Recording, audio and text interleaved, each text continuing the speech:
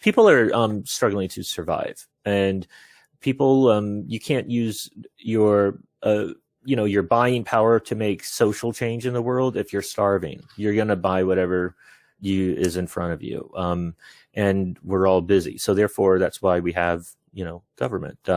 Now, the decentralization that I'm in support of primarily is more so about the ways in which we communicate information and disseminate news and information and ideas.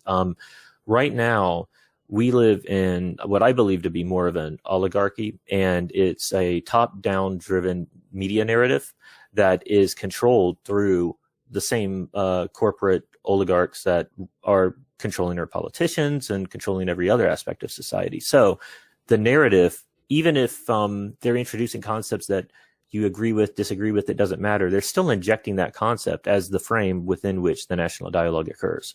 So in order to change that dialogue, that narrative, what I'm advocating for is an online, we can use online tooling to create a decentralized network of information sharing. Basically, we all need to become more adept at media, at information vetting and spreading, so that we all become our own mini platforms. And we can, by doing this, we can change the narrative ourselves. And there's a lot of theory behind massive online collective activism. You can look at Swarmwise as one concept. It's the Pirate Party in Sweden by Rick Falkvinge. He talks a lot about this.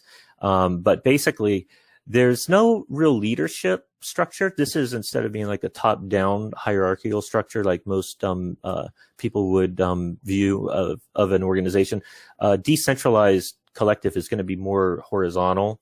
And in order to get that massive buy-in and people to actually move and take action in the direction that you want, all you can really do is inspire them by painting a picture of what that destination looks like, and make it an epic, like, we're going to change the world, and we're going to end poverty, and we're going to move the needle, and we're going to do it through whatever means the collective group comes up with through their creativity. Like what Stacey Abrams did in Georgia with registering all those voters is an example, with the MLB players threatening to go on strike and moving the All-Star game, the NBA players that walked off right before the playoff game, right? These are all forms of very creative political activism that are supported, and we need to all be thinking and finding ways in which we can move the needle.